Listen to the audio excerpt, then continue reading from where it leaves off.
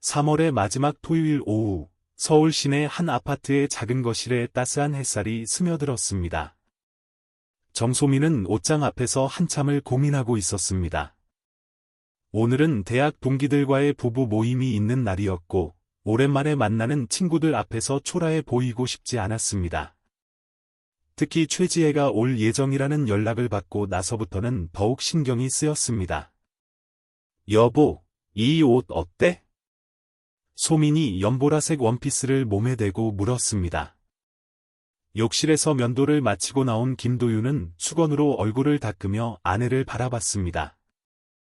그의 손목과 팔뚝에는 아직도 현장에서 입은 작은 상처들이 남아 있었고, 거친 일에 단련된 듬직한 체격이 평범한 집안에서도 묘한 존재감을 발산했습니다. 손톱 사이에는 아무리 씻어도 완전히 지워지지 않는 시멘트 가루의 흔적이 희미하게 남아 있었습니다. 예뻐. 내가 입으면 다 예뻐 보여. 도윤의 진심 어린 말에 소민의 얼굴에 미소가 번졌습니다. 그녀는 남편의 단순하면서도 따뜻한 성격을 누구보다 잘 알고 있었습니다. 결혼한 지 3년이 넘었지만 도윤은 여전히 소민을 대할 때만큼은 서툴면서도 정성스러운 모습을 보였습니다. 평소 거친 현장에서 일하는 그의 모습과는 전혀 다른 섬세하고 배려 깊은 면이 있었습니다. 도윤은 옷장에서 유일한 정장을 꺼냈습니다. 결혼식 때 입었던 검은색 양복이었는데 평소 작업복에만 익숙한 그에게는 여전히 어색한 옷이었습니다. 소민은 남편이 넥타이를 매는 것을 도와주며 자연스럽게 그의 어깨에 손을 올렸습니다. 양복 속에서도 단단하게 다져진 어깨와 가슴 근육이 느껴졌습니다. 매일 무거운 자재들을 나르고 철근을 다루며 단련된 몸이었습니다. 긴장돼? 조금. 내 친구들이니까 좋은 인상을 주고 싶어서. 도윤의 솔직한 대답에 소민은 고개를 저었습니다. 그녀는 남편이 자신을 위해 얼마나 많은 것들을 감내하고 있는지 알고 있었습니다. 대학 동기들과의 모임에서 느껴지는 미묘한 시선들, 때로는 노골적인 동정의 눈빛들을 도윤 역시 눈치채고 있을 것이었습니다. 하지만 그는 한 번도 그런 것들 때문에 모임 참석을 거부한 적이 없었습니다. 사실 소민 자신도 이런 모임이 편하지만은 않았습니다. 대학 시절 가장 가까웠던 친구 지혜는 지금 대기업 법무팀에서 일하는 변호사와 결혼해서 강남의 고급 아파트에 살고 있었습니다. 다른 동기들 역시 대부분 의사, 변호사, 공무원, 대기업 직장인 등 안정적이고 사회적으로 인정받는 직업을 가진 남편들과 결혼했습니다. 그들 사이에서 건설 현장에서 일하는 남편을 둔 자신이 때로는 초라하게 느껴지기도 했습니다. 지난번 모임에서도 비슷한 일이 있었습니다. 누군가 남편들의 직업 이야기를 꺼냈을 때 다른 친구들은 자연스럽게 자랑스럽게 이야기했지만 소민은 목소리가 작아졌습니다. 그때 지혜가 했던 말이 아직도 귓가에 맴돌았습니다. 소민이는 참 마음이 예뻐. 조건 안 보고 사람만 보고 결혼했나 봐.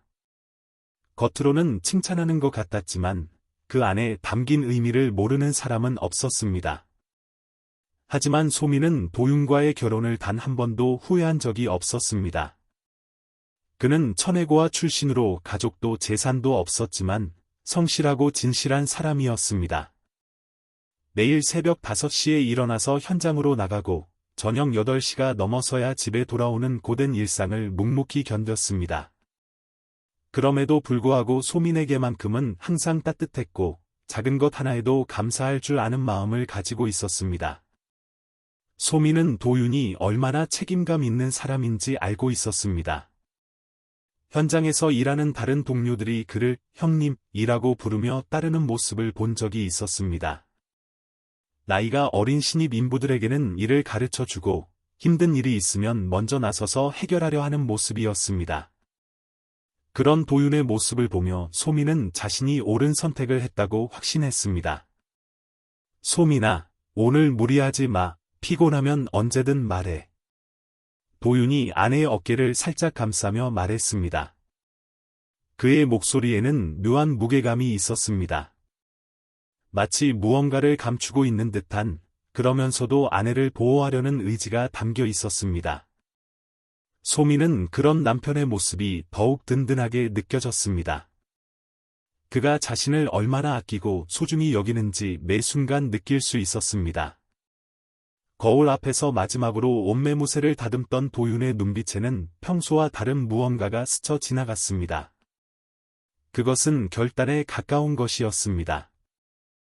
마치 오랫동안 숨겨왔던 무언가를 이제는 더 이상 감출 수 없다는 듯한 표정이었습니다. 하지만 소미는 그것을 눈치채지 못했습니다. 그녀는 단지 남편이 오늘 모임에서 받을지도 모를 시선들을 걱정하고 있을 뿐이라고 생각했습니다. 자, 그럼 출발할까? 두 사람은 손을 잡고 집을 나섰습니다.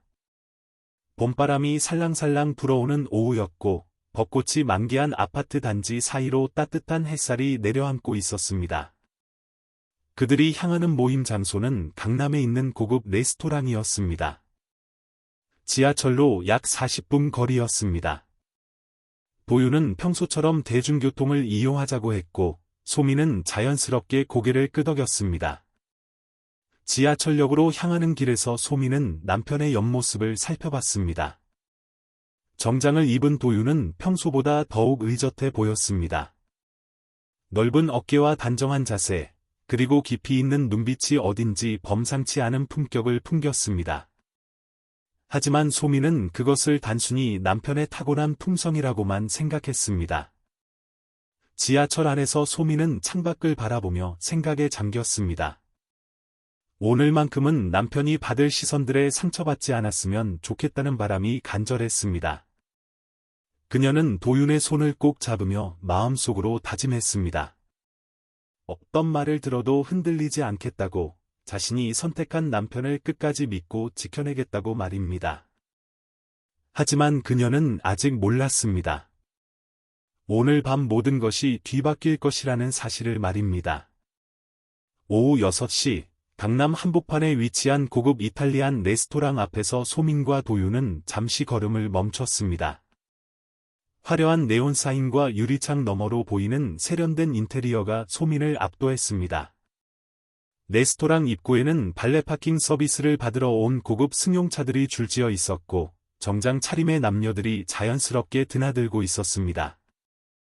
여기가 맞나?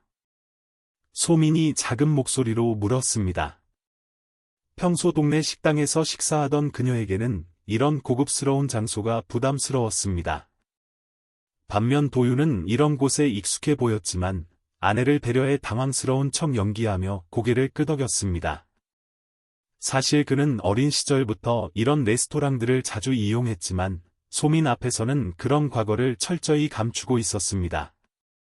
레스토랑 내부는 은은한 조명과 클래식 음악이 어우러져 고급스러운 분위기를 연출하고 있었습니다. 직원의 안내를 받아 예약된 테이블로 향하는 동안 소민은 다른 손님들의 시선을 의식하지 않을 수 없었습니다. 그들 대부분은 명품 브랜드의 옷을 입고 있었고, 자연스럽게 와인을 주문하며 담소를 나누고 있었습니다. 소민의 소박한 차림새가 유독 눈에 띄었지만, 도윤은 오히려 이런 분위기가 자연스러워 보였습니다. 테이블에는 이미 최지혜와 박정우가 먼저 와서 기다리고 있었습니다. 지혜는 샤넬 재킷을 입고 있었고, 목에는 진주 목걸이가 우아하게 걸려 있었습니다. 그녀의 남편 정우는 수입 브랜드의 정장을 단정하게 차려입고 있었고, 손목에는 롤렉스 시계가 은은하게 빛나고 있었습니다. 두 사람의 화려한 차림새는 소민을 더욱 위축시켰지만, 도윤은 그들의 브랜드와 가격을 한눈에 알아보면서도 모르는 척했습니다. 지혜가 밝은 목소리로 손을 흔들며 일어났지만, 그녀의 시선은 금세 도윤에게로 향했습니다.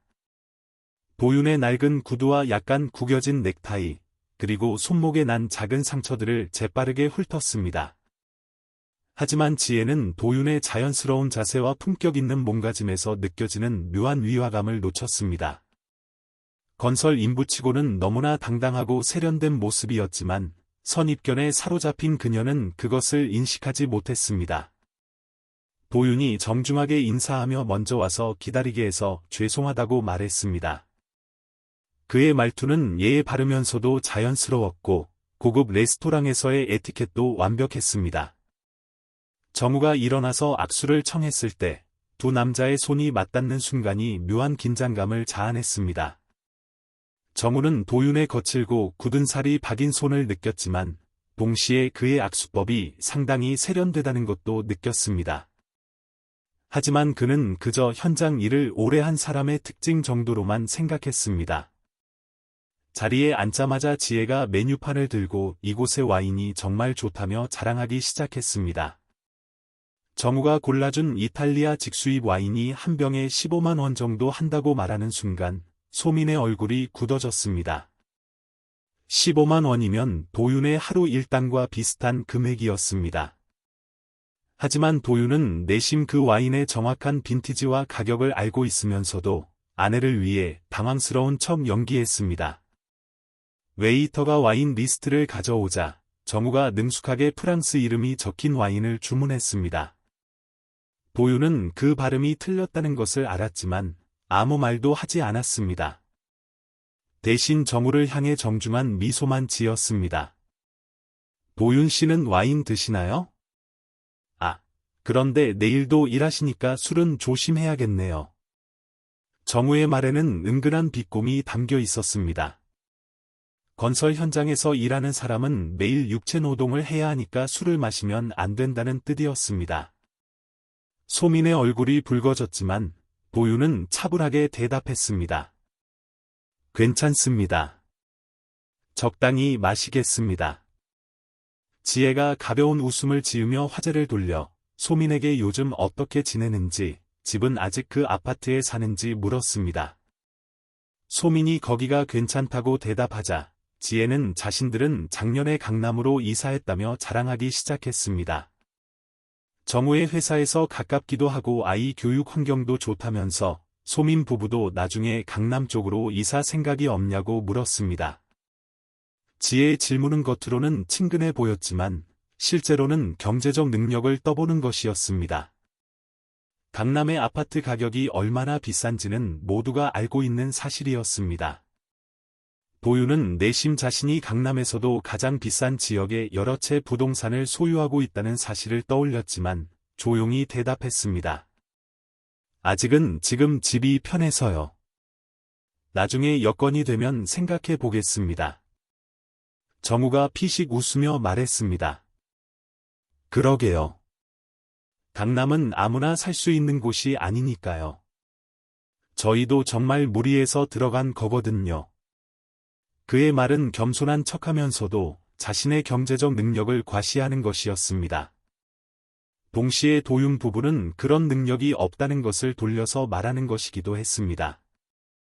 도윤은 정우가 말하는 아파트가 자신이 소유한 건물 중 하나라는 사실을 알고 있었지만 아무 표정 변화 없이 고개만 끄덕였습니다. 이때 다른 동기 부부들이 하나둘 도착하기 시작했습니다. 의사인 남편을 둔 미경, 공무원과 결혼한 수진, 그리고 대기업 부장인 남편을 둔 혜진까지 모두들 화려한 차림으로 나타났고 자연스럽게 서로의 근황을 묻기 시작했습니다. 대화는 자연스럽게 남편들의 직업과 성과 이야기로 흘러갔습니다.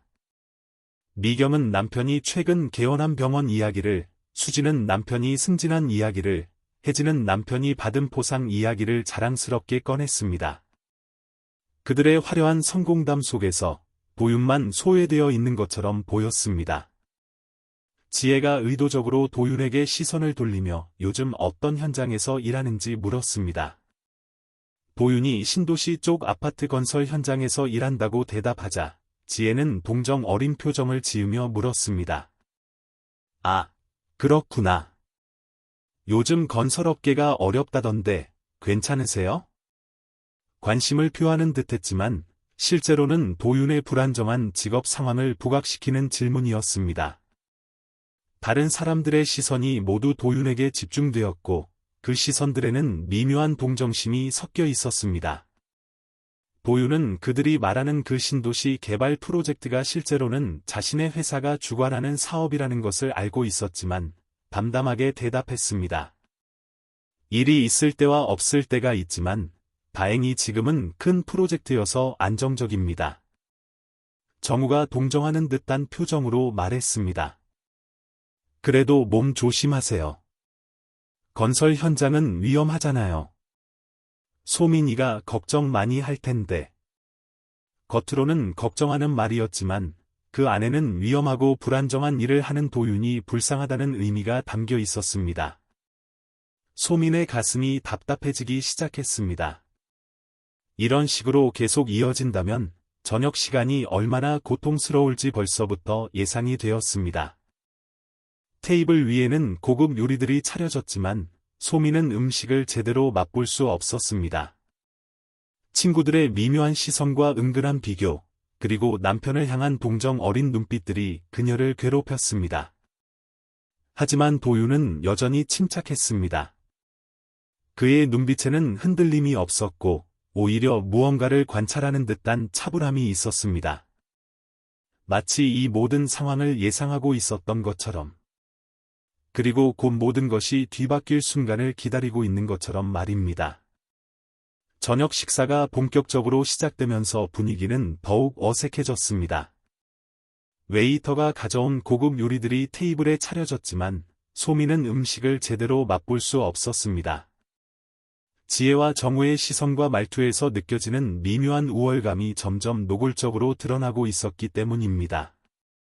정우가 와인을 따르며 능숙하게 와인에 대한 설명을 늘어놓기 시작했습니다. 포도 품종부터 빈티지까지 마치 와인 전문가라도 되는 양 자세히 설명했습니다. 다른 부부들은 감탄하며 고개를 끄덕였지만 도윤만은 조용히 듣고만 있었습니다. 사실 도윤은 정우가 말하는 대부분의 정보가 틀렸다는 것을 알고 있었습니다. 어린 시절부터 최고급 와인들을 접해온 그에게는 정우의 지식이 얄팍해 보였지만 아무런 반응을 보이지 않았습니다. 지혜가 최근에 다녀온 유럽 여행 이야기를 꺼내며 자랑하기 시작했습니다. 스위스의 고급 호텔에서 머물렀다는 이야기, 프랑스에서 구입한 명품 가방 이야기가 이어졌습니다. 그녀는 일부러 큰 목소리로 여행 경비가 얼마나 들었는지까지 언급했습니다.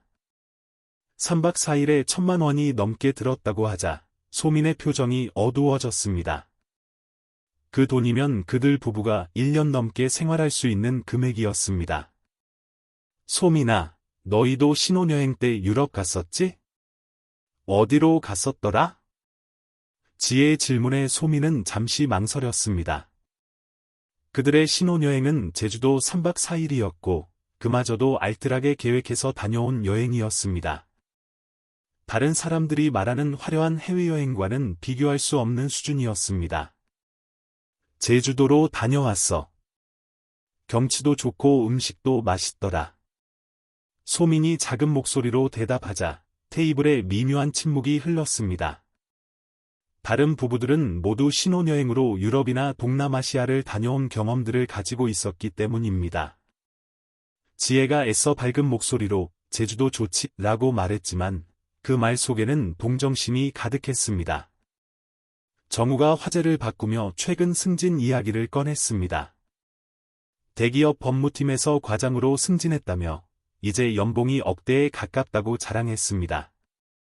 그러면서 의미심장하게 도윤을 바라보며 물었습니다. 도윤 씨는 현장에서 일하시면 월급이 어느 정도 되세요? 물론 개인적인 질문이라 대답하기 싫으시면 안 하셔도 되지만 정우의 질문은 겉으로는 호기심 있는 척했지만 실제로는 도윤을 궁지에 몰아넣으려는 의도가 뻔했습니다. 소민의 얼굴이 창백해졌습니다. 도윤의 월급은 정우가 말하는 금액의 절반도 되지 않았기 때문입니다. 하지만 도윤은 침착하게 대답했습니다. 일정하지는 않지만 가족과 함께 살아가는 데는 충분합니다. 도윤의 대답은 우아하게 질문을 피한 것이었지만 정우는 만족스러워하지 않았습니다. 그는 더욱 직접적으로 물어봤습니다. 아, 그렇구나. 그런데 요즘 건설 현장 일당이 보통 얼마나 되나요? 제가 아는 지인이 건설업에 관심이 있어서요. 정우의 질문은 명백히 도윤의 경제적 상황을 폭로하려는 의도였습니다. 다른 사람들도 모두 이 대화에 관심을 보이며 도윤을 바라봤습니다. 소민은 손에 쥔 포크를 꽉 움켜쥐며 남편이 어떻게 대답할지 걱정했습니다. 프로젝트와 담당 업무에 따라 차이가 있습니다만 보통 하루에 15만 원에서 20만 원 정도입니다. 도윤의 솔직한 대답에 테이블의 분위기가 순간 어색해졌습니다. 정우가 말했던 월급과는 천지 차이였기 때문입니다. 지혜가 애써 웃으며 말했습니다. 그래도 성실하게 일하시니까 대단해요. 요즘 육체노동 기피하는 사람들이 많은데. 겉으로는 칭찬하는 것 같았지만 그 말 속에는 그래도 육체노동이니까 그 정도면 되지 않나라는 의미가 담겨 있었습니다. 소민은 더 이상 참을 수 없어 화장실에 가겠다며 자리를 떴습니다. 소민이 자리를 비운 사이 지혜와 정우는 더욱 노골적으로 도윤을 무시하기 시작했습니다. 정우가 다른 남편들과 골프 이야기를 나누면서 일부러 도윤을 배제했습니다. 골프장 회원권 가격이나 명품 골프용품 이야기를 늘어놓으며 도윤에게는 전혀 관심을 보이지 않았습니다. 지혜는 다른 친구들과 자녀 교육비 이야기를 나누며 사교육비로 매월 수백만 원을 쓴다고 자랑했습니다. 그러면서 의미심장하게 말했습니다.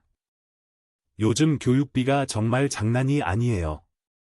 소민이는 아직 아이가 없어서 모르겠지만 나중에 아이 낳으면 정말 돈 많이 들어요. 특히 사교육비가. 그녀의 말은 도윤 같은 수입으로는 제대로 된 자녀 교육이 불가능하다는 것을 암시하는 것이었습니다.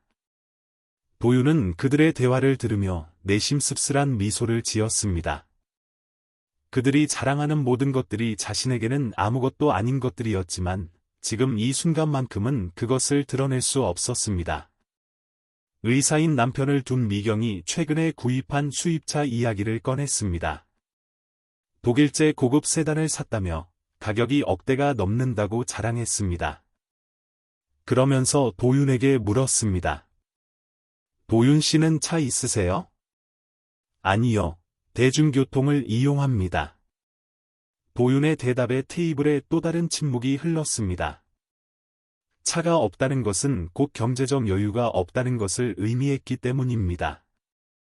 미경이 애써 위로하는 듯한 말투로 말했습니다.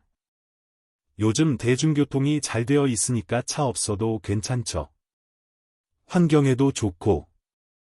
하지만 그녀의 말에는 진심이 담겨 있지 않았습니다.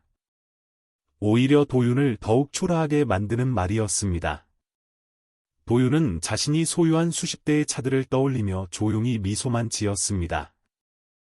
그 중에는 이들이 자랑하는 차보다 훨씬 비싼 차들도 여러 대 있었지만 지금은 그것을 말할 때가 아니었습니다. 화장실에서 돌아온 소민의 눈이 빨갛게 되어 있었습니다. 그녀가 울었다는 것을 모르는 사람은 없었지만 아무도 언급하지 않았습니다. 소민이 자리에 앉자 지혜가 일부러 밝은 목소리로 말했습니다. 소민아, 괜찮아? 얼굴이 좀 빨갛네. 응, 괜찮아. 좀 더워서 그래. 소민이 애써 웃으며 대답했지만 그녀의 목소리는 떨리고 있었습니다. 도윤은 아내의 상태를 알아차리고 그녀의 손을 살짝 잡았습니다.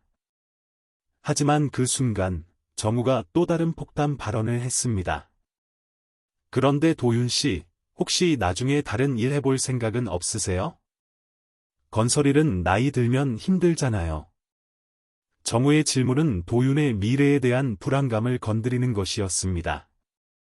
건설 현장에서 일하는 사람들은 나이가 들면 일할 수 없다는 편견을 그대로 드러낸 질문이었습니다. 소민의 얼굴이 더욱 창백해졌지만 도윤은 여전히 침착했습니다. 지금 하는 일에 만족하고 있습니다. 앞으로도 계속할 생각입니다. 도윤의 대답은 단호했지만 정우는 만족하지 않았습니다. 그는 마치 조언하는 듯한 말투로 계속했습니다. 그래도 미래를 생각해 보세요. 소민이를 위해서라도 좀 더 안정적인 일을 찾아보시는 게. 그 순간 도윤의 눈빛이 차갑게 변했습니다. 아내를 모욕하는 것은 참을 수 있어도 아내를 핑계로 자신을 무시하는 것은 다른 문제였습니다. 하지만 그는 여전히 감정을 드러내지 않고 조용히 대답했습니다. 조언 감사합니다. 하지만 제 일에 대해서는 제가 판단하겠습니다. 도윤의 말투에 미묘한 변화가 있었지만 다른 사람들은 그것을 눈치채지 못했습니다. 단지 건설 인부가 자존심을 부린다고 생각할 뿐이었습니다. 하지만 소민은 남편의 목소리에서 평소와 다른 무언가를 느꼈습니다. 마치 강철처럼 단단하면서도 위험한 무언가가 숨어 있는 것 같았습니다. 테이블의 분위기는 점점 더 냉랭해졌고 소민은 더 이상 이 자리에 있고 싶지 않았습니다. 하지만 도윤은 여전히 자리를 지키고 있었습니다. 마치 무언가를 기다리고 있는 것처럼 말입니다. 정우의 마지막 말이 떨어진 후 테이블에는 어색한 침묵이 흘렀습니다. 도윤은 잠시 와인잔을 바라보다가 천천히 자리에서 일어났습니다. 그의 움직임은 차분했지만 소민은 남편의 표정에서 평소와 다른 무언가를 느꼈습니다. 마치 한계점에 도달한 것 같은, 그러면서도 완벽하게 자제하고 있는 모습이었습니다. 잠깐 밖에서 바람 좀 쐬고 오겠습니다. 도윤이 정중하게 말하며 테이블을 떠났습니다. 그의 목소리는 여전히 차분했지만 소민은 그 안에 숨겨진 긴장감을 놓치지 않았습니다. 다른 사람들은 그저 화장실에 가거나 잠깐 휴식을 취하는 것으로 생각했지만 소민만은 남편이 더 이상 이 상황을 견디기 어려워한다는 것을 알 수 있었습니다. 도윤이 자리를 떠나자 테이블의 분위기가 묘하게 변했습니다. 마치 긴장감이 풀린 듯한 느낌이었습니다. 정우가 여유로운 표정으로 와인을 한 모금 마시며 말했습니다. 참 성격 좋네. 저 정도면 보통 화낼 만도 한데. 그의 말에는 은근한 우월감이 담겨 있었습니다. 마치 자신이 도윤을 제압했다는 듯한 만족감이 스쳐 지나갔습니다. 지혜가 작은 목소리로 맞장구를 치며 소민의 남편이 정말 순한 것 같다고 말했습니다. 하지만 소민은 그들의 말이 전혀 칭찬으로 들리지 않았습니다. 오히려 남편을 무력한 사람으로 치부하는 것 같아서 기분이 나빴습니다. 그녀는 도윤이 화를 내지 않는 것이 성격이 좋아서가 아니라 자신을 배려해서라는 것을 알고 있었습니다. 도윤이 사라진 후 지혜는 더욱 노골적으로 본심을 드러내기 시작했습니다. 다른 친구들과 눈짓을 주고받으며 마치 기다렸다는 듯이 입을 열었습니다. 솔직히 말해도 되지? 대학 때부터 친구였으니까 진심으로 하는 말이야. 지혜의 말에 소민의 가슴이 철렁했습니다. 이런 식으로 시작하는 말은 대개 상대방을 상처 주는 내용이라는 것을 경험으로 알고 있었기 때문입니다. 지혜가 소민에게 정말 괜찮은지, 결혼 생활이 경제적으로도 그렇고 미래에 대한 계획도 그렇고 걱정된다고 말했습니다. 겉으로는 걱정하는 척했지만 실제로는 소민의 현실을 직시하라는 압박이었습니다. 소민은 잠시 말을 잃었습니다.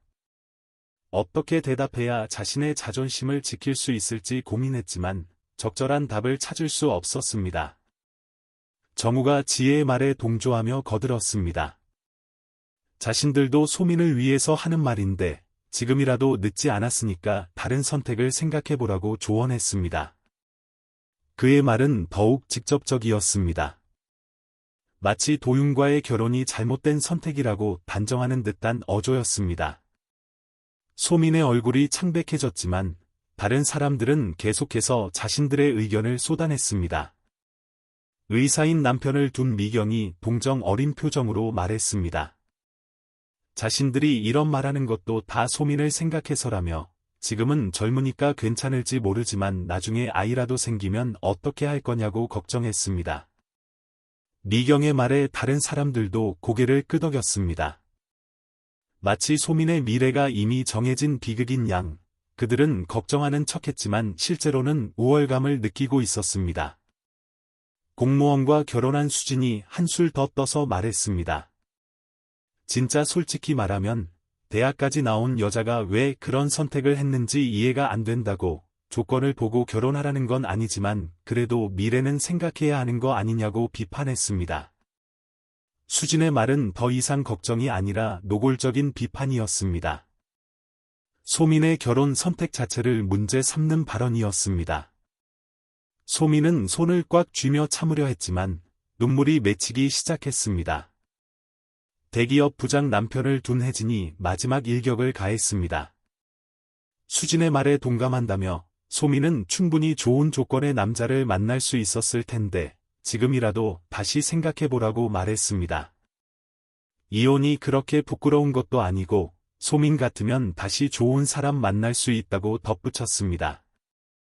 혜진의 말에 소민은 충격을 받았습니다. 그들이 자신의 결혼에 대해 이렇게까지 생각하고 있었다는 사실이 믿기지 않았습니다. 너희들 너무 심한 거 아니야? 소민이 떨리는 목소리로 말했지만 지혜는 오히려 더욱 진지한 표정을 지었습니다. 자신들이 이런 말하는 게 쉬운 줄 아냐며 친구니까 하는 거라고 변명했습니다. 다른 사람들은 뒤에서 수근거리기만 하지 이렇게 직접 말해주지도 않는다고 덧붙였습니다. 지혜의 말에 소민은 더욱 상처받았습니다. 다른 사람들도 자신의 결혼에 대해 뒤에서 이야기하고 있다는 것을 알게 되었기 때문입니다. 정우가 보다 현실적인 조언을 한다며 말했습니다. 솔직히 말해서 도윤의 나이가 벌써 30대 중반인데 아직도 일용직이라며 앞으로 10년, 20년 후에는 어떻게 될지 걱정된다고 했습니다. 소민이 평생 고생하게 될 것이라는 예측까지 덧붙였습니다. 정우의 말은 마치 도윤의 미래를 단정하는 듯 했습니다. 건설 현장에서 일하는 사람들은 나이가 들면 모두 도태될 것이라는 편견을 그대로 드러낸 발언이었습니다. 소민은 더 이상 참을 수 없었습니다. 자신의 남편이 이렇게 모욕받는 것을 지켜볼 수 없었습니다. 하지만 동시에 친구들의 말에 완전히 반박할 논리를 찾지 못하는 자신이 초라했습니다. 간신히 우리 남편이 어떤 사람인지 너희가 다 알 수는 없어 라고 말했지만 그 말은 오히려 더욱 애처로워 보였습니다. 소민아, 사랑만으로는 살 수 없어. 현실을 봐야 해. 지혜가 안타까운 표정으로 마지막 말을 던졌습니다. 그때 레스토랑 한편에 설치된 대형 TV에서 뉴스가 흘러나오기 시작했습니다. 하지만 아무도 그것에 주의를 기울이지 않았습니다. 그들은 여전히 소민을 설득하려 하고 있었고 소민은 눈물을 참으며 남편이 빨리 돌아오기만을 기다리고 있었습니다. 소민의 마음은 무너지고 있었습니다.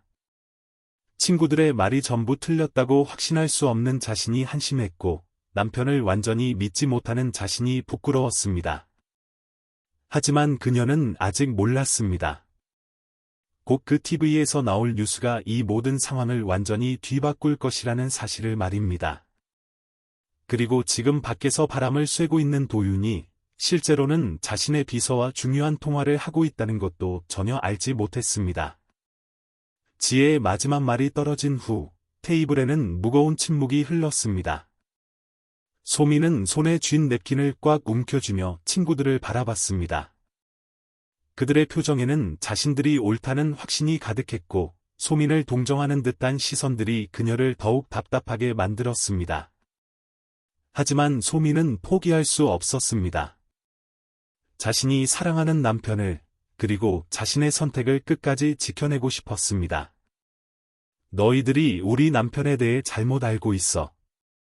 소민이 떨리는 목소리로 말했습니다. 도윤은 단순히 돈을 많이 벌지 못한다고 해서 가치가 떨어지는 사람이 아니라고, 매일 성실하게 일하고 자신을 진심으로 사랑하며 어떤 어려움이 와도 함께 이겨낼 수 있는 사람이라고 설명했습니다. 그녀의 목소리에는 간절함이 담겨 있었지만 친구들의 표정은 변하지 않았습니다. 소민의 간절한 변명은 친구들에게 오히려 더 큰 안타까움을 불러일으켰습니다. 지혜가 고개를 저으며 한숨을 쉬었습니다. 소민이 얼마나 순진한지 알겠다며 사랑이 전부인 줄 아는 것 같다고 말했습니다. 하지만 결혼은 현실이라며 아무리 사랑해도 돈 없으면 행복할 수 없다고 단언했습니다. 정우가 보다 구체적인 예를 들며 소민을 설득하려 했습니다. 만약 소민이 아프면 어떻게 할 거냐고, 보윤의 수입으로 제대로 된 치료를 받을 수 있을지 의문이라고 말했습니다. 아이가 생기면 교육비는 어떻게 감당할 거냐며 현실적인 문제들을 하나씩 제기했습니다. 그의 말에는 논리적인 근거가 있어 보였고 소민은 반박할 말을 찾기 어려워했습니다. 미경이 자신의 경험을 들며 조언했습니다. 의사인 남편 덕분에 경제적 여유가 있어서 얼마나 많은 것들을 할 수 있는지 설명했습니다. 아이 교육은 물론이고 부모님 병원비, 갑작스러운 응급 상황까지 모든 것을 해결할 수 있다고 자랑했습니다. 그러면서 소민에게 이런 안정감을 포기하고 사는 게 정말 행복한지 물었습니다. 수진이 더욱 직설적으로 말했습니다. 소민의 나이가 이미 30대 중반인데 지금 결정하지 않으면 정말 늦는다고 경고했습니다. 여자에게는 시간이 많지 않다며 감정에만 휘둘려서 인생을 망치지 말라고 충고했습니다. 냉정하게 계산해보라며 보윤과 함께하는 미래와 다른 선택지를 비교해보라고 압박했습니다. 혜진이 마지막 카드를 꺼냈습니다. 자신이 아는 괜찮은 남자들을 소개해줄 수 있다고 제안했습니다. 나이는 조금 많을 수 있지만 경제적으로 안정되어 있고 소민 같은 여자를 찾는 사람들이 있다고 말했습니다. 지금이라도 늦지 않았으니 새로운 기회를 잡으라고 권했습니다. 소민은 친구들의 말을 들으며 혼란스러워했습니다. 그들의 논리가 완전히 틀렸다고 할 수는 없었기 때문입니다. 실제로 경제적인 어려움 때문에 고민했던 적이 한두 번이 아니었습니다. 보윤의 불안정한 수입 때문에 매달 가계부를 맞추기 위해 고군분투했고 미래에 대한 막연한 불안감도 있었습니다. 하지만 소민은 친구들이 놓치고 있는 중요한 것이 있다고 생각했습니다. 보윤과 함께 있을 때 느끼는 행복감, 그가 보여주는 진실한 사랑, 그리고 어떤 어려움이 와도 함께 이겨낼 수 있다는 믿음 같은 것들 말입니다. 돈으로 살 수 없는 소중한 가치들이 분명히 있었습니다. 돈이 전부는 아니야. 우리는 서로 사랑하고 그게 가장 중요해. 소민이 간신히 입을 열었지만 그녀의 목소리는 점점 작아지고 있었습니다. 친구들의 냉소적인 시선이 그녀의 확신을 흔들고 있었습니다. 지혜가 안타까운 표정으로 고개를 저었습니다. 소민의 마음은 충분히 이해하지만 감정과 현실은 다르다며 선을 그었습니다. 친구로서 마지막으로 조언하는 것이니 진지하게 생각해보라고 당부했습니다. 정우가 좀 더 현실적으로 접근해보자며 말했습니다. 사랑도 중요하지만 생계도 중요하다고 소민이 평생 아르바이트를 하면서 살 건지 물었습니다. 보윤이 나이가 들어서 일을 못하게 되면 누가 생계를 책임질 거냐며 미래에 대한 불안감을 자극했습니다. 수진이 보다 직접적으로 말했습니다. 자신들이 이렇게 말하는 것도 소민을 정말 걱정해서라며 지금이라도 정신 차리고 현실을 보라고 충고했습니다. 사랑만으로는 밥 먹고 살 수 없다며 로맨틱한 환상에서 깨어나라고 조언했습니다.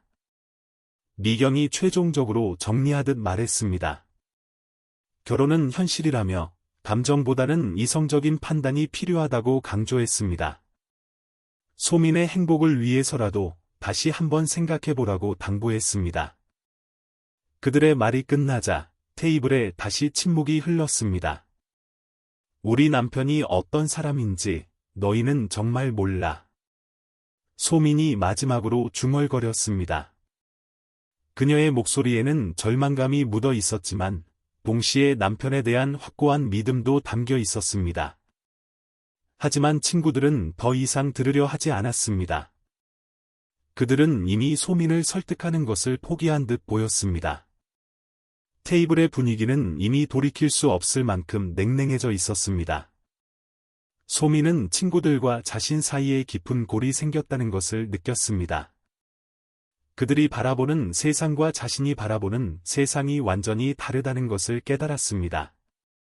가치관의 차이는 생각보다 훨씬 컸고 좁혀지기 어려워 보였습니다. 정우가 시계를 보며 시간이 늦었다고 말했습니다. 내일 일찍 출근해야 한다며 슬슬 마무리하자고 제안했습니다. 다른 사람들도 동조하며 자리를 정리할 준비를 했습니다. 그때 레스토랑 한편의 TV에서 뉴스 속보 음악이 흘러나오기 시작했습니다. 하지만 아무도 그것에 주의를 기울이지 않았습니다. 모두가 어색한 분위기를 빨리 끝내고 싶어 했기 때문입니다. 소민은 도윤이 빨리 돌아와서 이 지옥 같은 시간이 끝나기를 간절히 바랐습니다. 하지만 그녀는 아직 몰랐습니다. 곧 모든 것이 완전히 뒤바뀔 것이라는 사실을 말입니다. 정우가 계산서를 요청하려고 손을 들어 웨이터를 부르는 순간 레스토랑 한편에 설치된 대형 TV에서 갑자기 속보 음악이 울려 퍼졌습니다.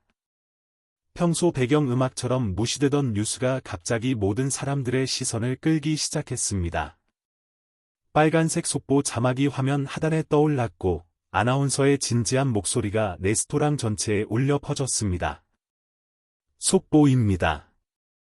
국내 굴지의 대형 건설회사 천도건설에서 오늘 오후 임시 이사회를 열고 신임 대표 이사를 정격 선임했다고 발표했습니다. 아나운서의 목소리에 소민을 비롯한 테이블의 모든 사람들이 고개를 돌려 TV를 바라봤습니다. 천도건설이라는 이름은 누구나 아는 대기업이었습니다. 국내 건설업계 1위의 회사였고 수많은 대형 프로젝트를 담당하는 거대 기업이었습니다. 사람들은 궁금한 듯 TV에 집중하기 시작했습니다. 천도건설은 창업자 가문의 직계 후손이 경영진에 합류한다고 밝혔습니다. 신임 대표 이사는 곧 김재혁 회장의 외아들로 그동안 신분을 숨기고 현장 경험을 쌓아온 것으로 알려졌습니다. 뉴스가 계속되면서 테이블의 분위기가 묘하게 변했습니다. 지혜가 작은 목소리로 천도건설이 정말 큰 회사인데 그 회장 아들이 지금까지 신분을 숨기고 있었다니 신기하다고 말했습니다. 정우도 고개를 끄덕이며 대기업 후계자들은 다 그런 식으로 수업을 받는다며 현장 경험이 중요하다고 덧붙였습니다. 신임 김도윤 대표이사는 아버지의 유언에 따라 지난 5년간 회사 소속 건설 현장에서 일반 직원과 동일한 조건으로 근무해왔습니다. 아나운서가 김도윤이라는 이름을 언급하는 순간 소민의 얼굴이 창백해졌습니다. 우연의 일치일 수도 있었지만 이름이 같다는 사실이 그녀를 당황스럽게 만들었습니다. 다른 사람들은 아직 아무것도 눈치채지 못한 채 계속 뉴스를 지켜보고 있었습니다. 화면이 바뀌면서 천도건설 본사 건물이 나타났습니다. 웅장한 고층 빌딩의 모습과 함께 회사 연혁과 주요 사업 분야들이 소개되었습니다. 아나운서는 천도건설이 국내 최대 규모의 건설회사이며 해외 진출도 활발하게 하고 있다고 설명했습니다. 다음은 신임 김도윤 대표 이사의 프로필을 보시겠습니다. 화면에 인물 속의 화면이 나타났습니다. 그리고 그 순간 소민의 입에서 작은 비명이 터져 나왔습니다. 화면에 나타난 정장 차림의 남자 사진은 바로 김도윤이었습니다. 소민의 남편, 건설 현장에서 일한다고 알려진 그 사람이었습니다. 사진 속의 도윤은 평소 소민이 보던 모습과는 완전히 달랐습니다. 고급 정장을 입고 당당한 자세로 포즈를 취한 그의 모습에서는 타고난 리더십과 품격이 느껴졌습니다. 카메라를 향한 그의 눈빛은 자신감으로 가득했고 어딘지 차갑고 날카로운 면도 있었습니다. 어머나! 지혜가 작은 소리로 중얼거렸습니다. 그녀도 화면 속 인물이 소민의 남편과 똑같이 생겼다는 것을 알아차렸습니다. 하지만 아직은 확신할 수 없었습니다.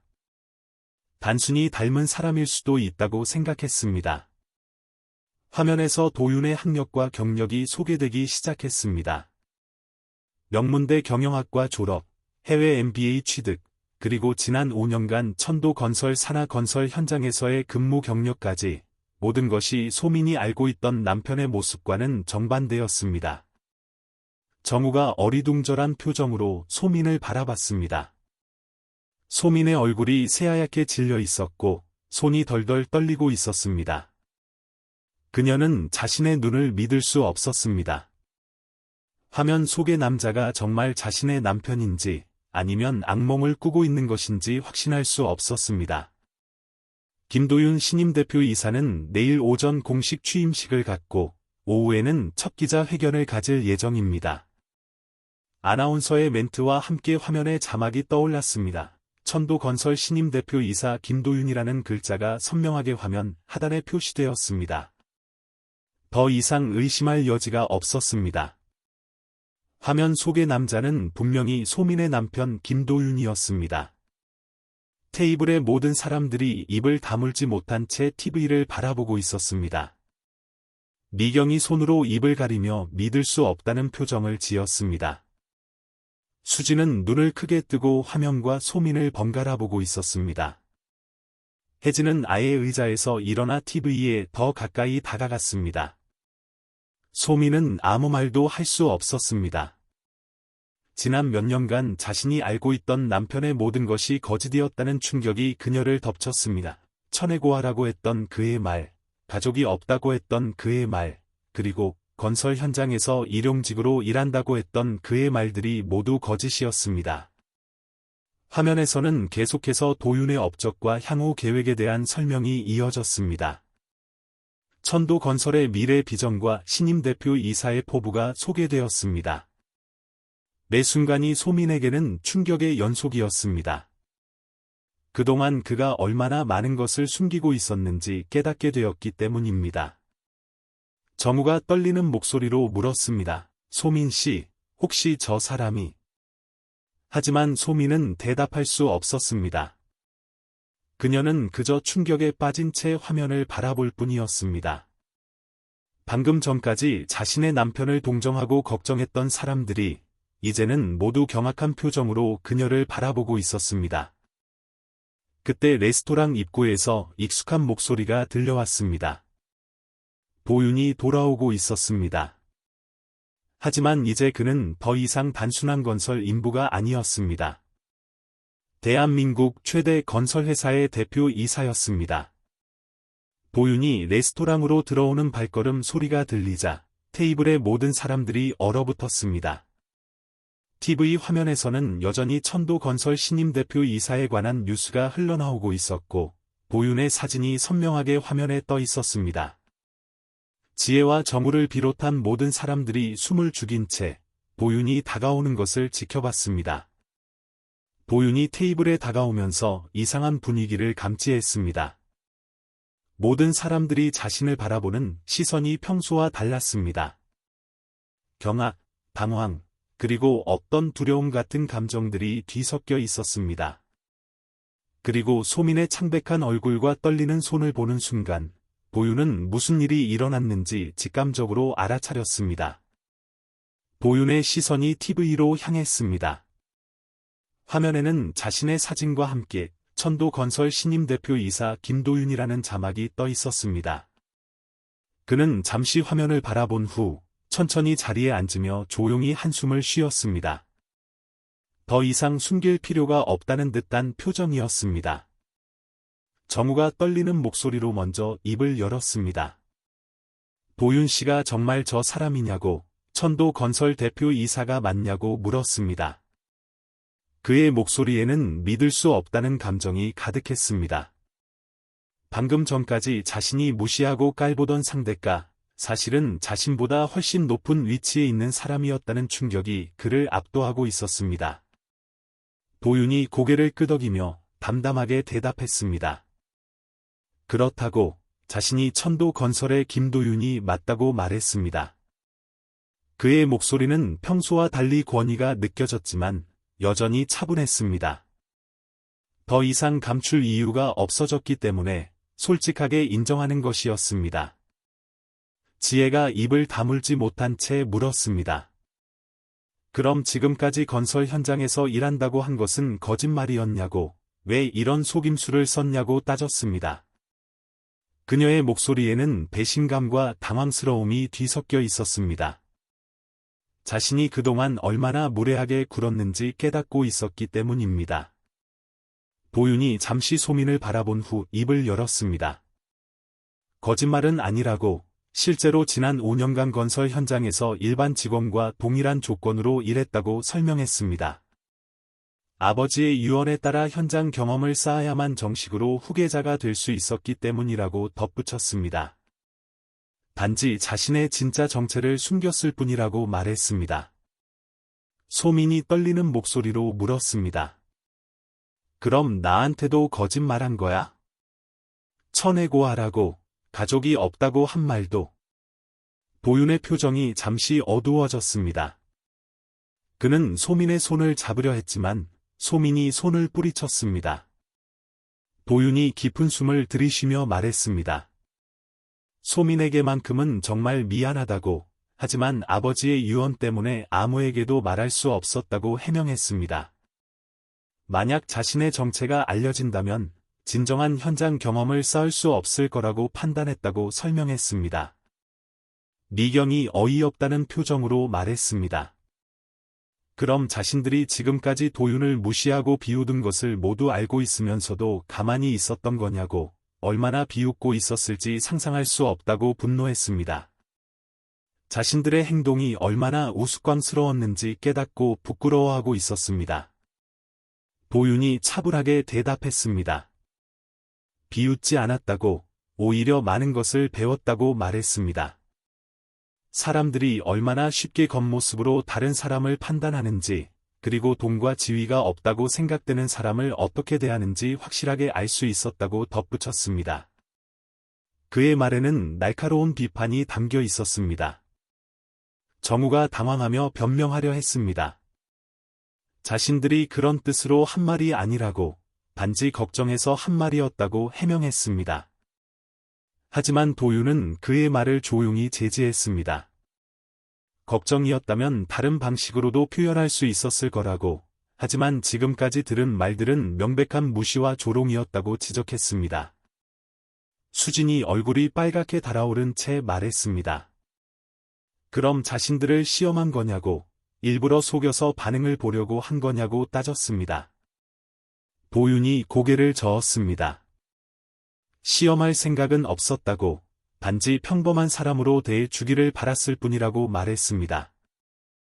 하지만 결과적으로 많은 것을 깨닫게 되었다고 덧붙였습니다. 혜진이 불안한 목소리로 물었습니다.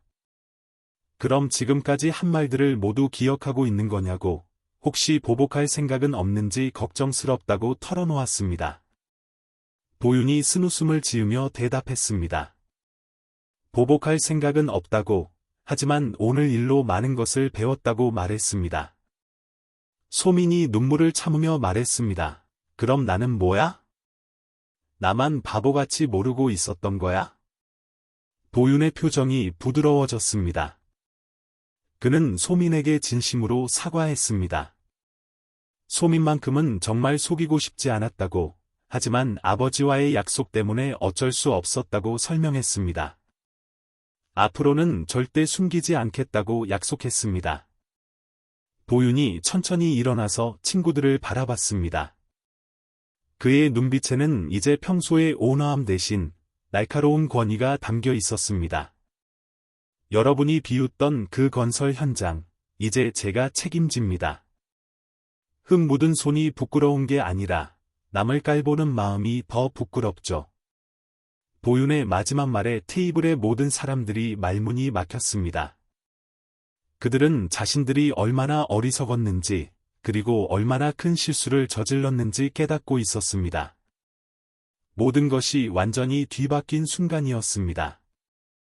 도윤의 마지막 말이 레스토랑에 울려 퍼진 후, 테이블에는 죽음 같은 침묵이 흘렀습니다. 지혜, 정우, 미경, 수진, 혜진 모두 고개를 숙인 채 아무 말도 하지 못했습니다. 그들의 얼굴에는 부끄러움과 당황스러움이 뒤섞여 있었습니다. 방금 전까지 자신들이 얼마나 오만하고 무례했는지 깨닫고 있었기 때문입니다. 소민은 여전히 충격에서 벗어나지 못한 채 도윤을 바라보고 있었습니다. 남편에 대한 배신감과 동시에 그동안 자신을 무시했던 친구들 앞에서 느끼는 복잡한 감정이 교차했습니다. 분노와 슬픔, 그리고 어떤 안도감까지 뒤섞인 상태였습니다. 하지만 무엇보다도 남편이 자신을 속였다는 사실이 가장 큰 상처였습니다. 도윤이 소민의 어깨에 손을 올리려 했지만 소민이 몸을 돌렸습니다. 아직은 남편을 받아들이기 어려웠습니다. 하지만 동시에 이 자리에 더 이상 있고 싶지도 않았습니다. 친구들의 시선이 부담스러웠고 이 모든 상황이 너무나 어색했습니다. 지혜가 떨리는 목소리로 먼저 입을 열었습니다. 정말 죄송하다고, 자신들이 너무 무례했다고 사과했습니다. 도윤의 정체를 몰랐다고 해서 변명이 될 수는 없지만 진심으로 미안하다고 말했습니다. 하지만 그녀의 사과에는 진정성보다는 두려움이 더 많이 담겨 있었습니다. 정우도 급하게 변명하기 시작했습니다. 자신들이 한 말들이 모두 오해였다고, 도윤을 정말 무시하려던 건 아니라고 해명했습니다. 단지 소민을 걱정해서 한 말이었다고, 악의는 전혀 없었다고 강조했습니다. 하지만 그의 변명은 오히려 더 초라해 보였습니다. 미경이 당황한 목소리로 말했습니다. 정말 몰랐다고, 만약 알았다면 절대 그런 말을 하지 않았을 거라고 해명했습니다. 하지만 그녀의 말은 오히려 자신들의 이중성을 더욱 드러내는 것이었습니다. 지위가 높다고 알았다면 다르게 대했을 거라는 뜻이었기 때문입니다. 수진과 혜진도 비슷한 변명을 늘어놓았습니다. 모두 자신들의 행동에 대해 변명하고 해명하려 했지만 그럴수록 더욱 초라해 보였습니다. 그들은 도윤의 지위가 밝혀진 후에야 사과하고 있었고 그것이 얼마나 허무한 일인지 스스로도 알고 있었습니다. 도윤은 그들의 사과를 조용히 들었습니다. 그의 표정에는 분노나 원망보다는 실망감이 더 많이 담겨 있었습니다. 그는 진심으로 평범한 사람으로 대해 주기를 바랐었지만 결국 사람들은 겉모습과 지위로만 다른 사람을 판단한다는 것을 다시 한번 확인했습니다. 소민이 천천히 일어났습니다. 그녀는 친구들을 한 명씩 바라보며 말했습니다. 오늘 일로 많은 것을 깨달았다고, 진짜 친구가 누구인지 확실히 알게 되었다고 말했습니다. 그리고 더 이상 이런 모임에 참석하고 싶지 않다고 분명하게 선언했습니다. 이제 여기가 더 불편하네. 우리 가자. 소민이 도윤에게 말했습니다. 그녀의 목소리에는 여전히 남편에 대한 서운함이 있었지만 동시에 이 자리를 떠나고 싶다는 마음이 더 컸습니다.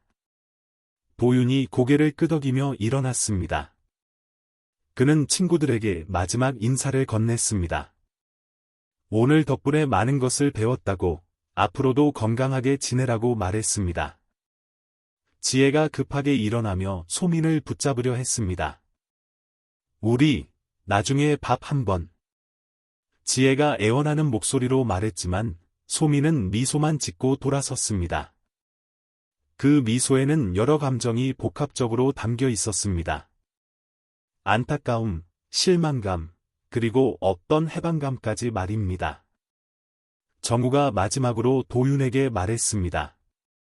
정말 죄송하다고, 기회가 된다면 제대로 사과하고 싶다고 말했습니다. 도윤이 잠시 그를 바라보며 대답했습니다. 사과는 필요 없습니다. 대신 앞으로는 사람을 겉모습으로 판단하지 마세요. 도윤의 차분하지만 날카로운 조언에 정우는 아무 말도 할 수 없었습니다. 도윤은 진정한 가치는 돈이나 지위가 아니라 인품에 있다고 덧붙였습니다. 소민과 도윤이 레스토랑을 나서는 모습을 지켜보며 남은 친구들은 말없이 자리에 앉아 있었습니다. 그들의 얼굴에는 부끄러움과 후회가 가득했습니다. 자신들이 얼마나 어리석었는지, 그리고 얼마나 소중한 것을 잃었는지 깨닫고 있었기 때문입니다. 미경이 작은 목소리로 중얼거렸습니다. 정말 바보 같은 일을 했다고, 소민이 자신들을 용서할지 모르겠다고 말했습니다. 수진도 고개를 저으며 자신들이 너무 편견에 사로잡혀 있었다고 인정했습니다. 혜진은 아예 말을 하지 못한 채 고개만 숙이고 있었습니다. 지혜가 한숨을 쉬며 말했습니다. 소민의 말이 맞았다고, 자신들이 정말 그 남편이 어떤 사람인지 몰랐다고 인정했습니다. 겉모습만 보고 판단했던 자신들이 부끄럽다고 털어놓았습니다.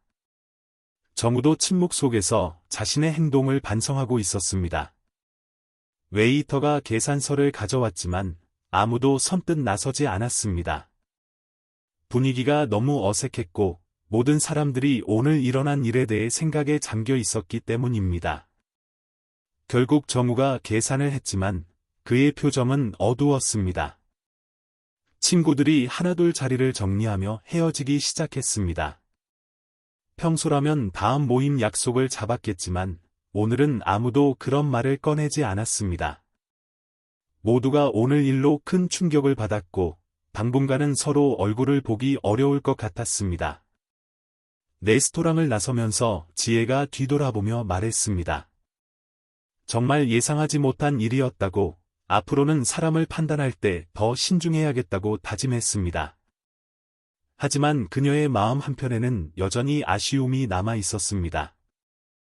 천도건설 대표 이사의 부인과 친구가 될 수 있는 기회를 놓쳤다는 생각 때문이었습니다. 밤길을 걸으며 친구들은 각자의 집으로 향했습니다. 오늘 저녁은 그들에게 잊을 수 없는 교훈을 남겼습니다. 겉모습으로 사람을 판단하는 것이 얼마나 위험한 일인지, 그리고 진정한 인품이 무엇인지 깨닫게 해준 하루였습니다. 하지만 이미 늦었습니다. 그들은 가장 소중한 친구를 잃었고 그 상처는 쉽게 아물지 않을 것이었습니다. 이 이야기가 재미있으셨나요? 여러분의 느낌과 생각을 댓글로 남겨주세요.